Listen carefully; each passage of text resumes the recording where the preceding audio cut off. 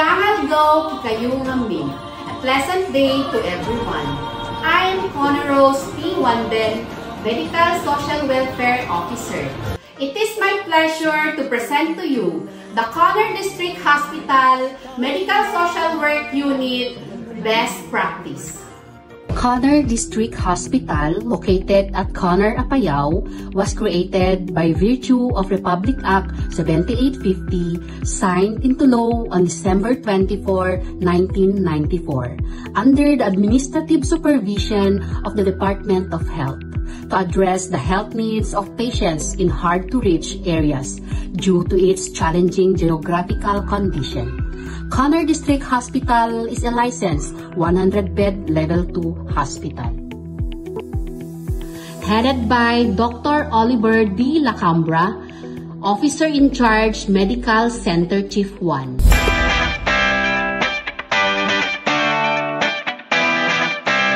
The ISNAG term for home visits, makikihayam, reflects a collaborative effort at Connor District Hospital, where various disciplines work together to address community needs.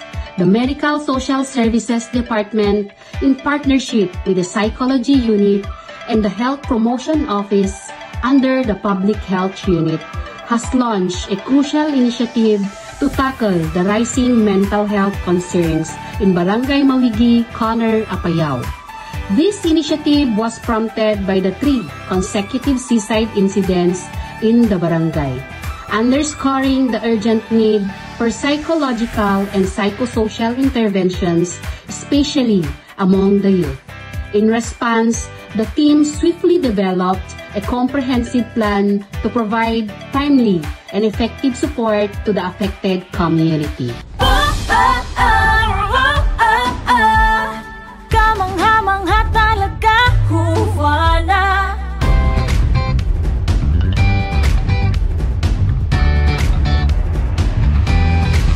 Ang kahirapan, kaya mong labanan.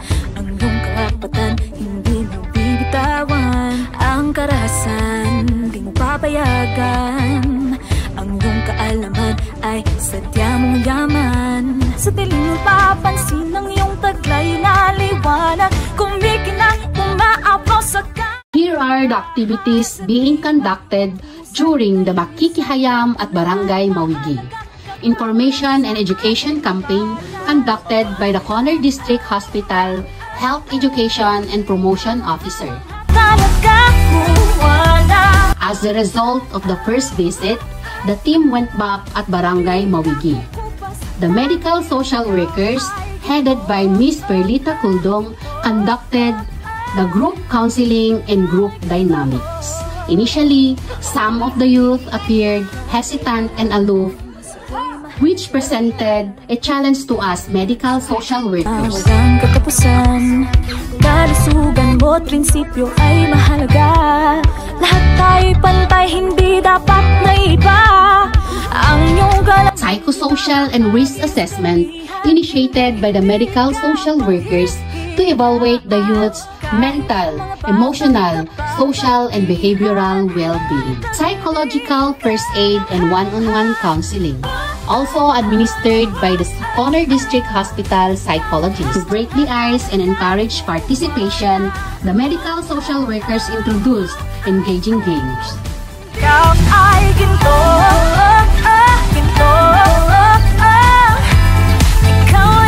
As the session progressed, the youth become more engaged, excited, and participative. The medical social workers facilitated also a self-awareness exercise. We asked them to draw and story to tell, and name their favorite colors, and explain what those colors meant to them. And afterwards, we process it. This exercise encouraged the youth to reflect on their identities and express their feelings in a creative, non-verbal manner. Also, recreational activities was conducted on March 30, 2024. The team facilitated recreational activities.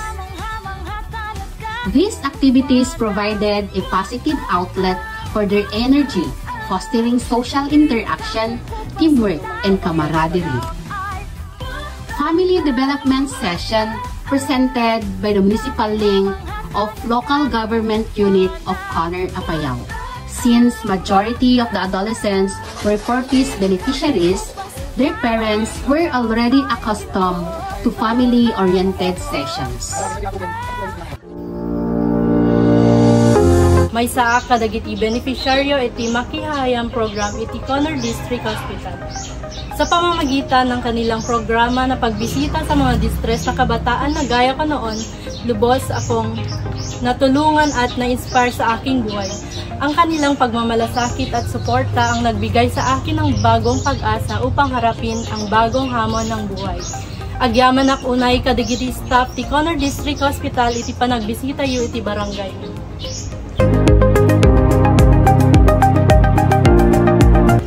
Ako po si Rena Rosilio, estudyante ng Conner National High School. Nagpapasalamat po ako sa lahat ng tulong at pagbibigay ng pag-asa sa aming mga kabataan sa aming barangay.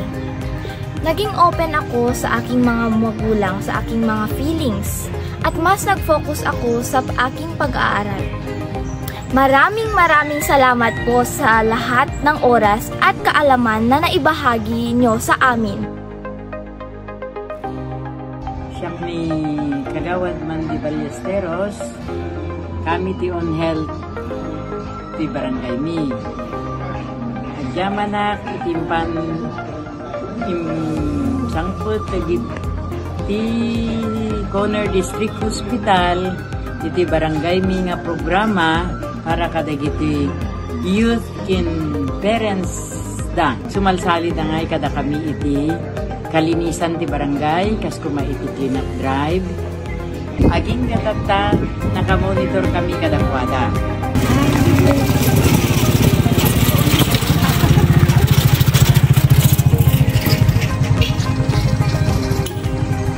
Sakti barangay captain iti barangay Mawigi. Agyaman ako na iti Conner District Hospital nga may ipay iti pakihahayam iti bakit babae iti kasi nga programa da at kalti nagbaliwan na kastamot karigid daw mga ahensya nga nagtitinulong nga nangyapan nangi pay ka na kami iti na ito nga banag tapno iti kastakit malawlawagan na kiti ubingken parents mo lang nga nakaluna pagyamanak iti na ito ka nagiti taga CDH ta napanunod na ito nga panintit ka na kami nga pagadalan. Thank you.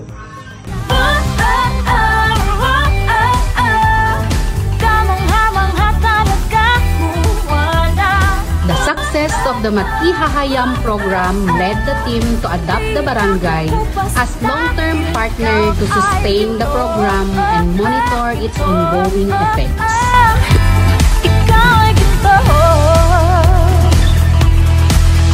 Kapaligiran sa'yo'y mahalaga.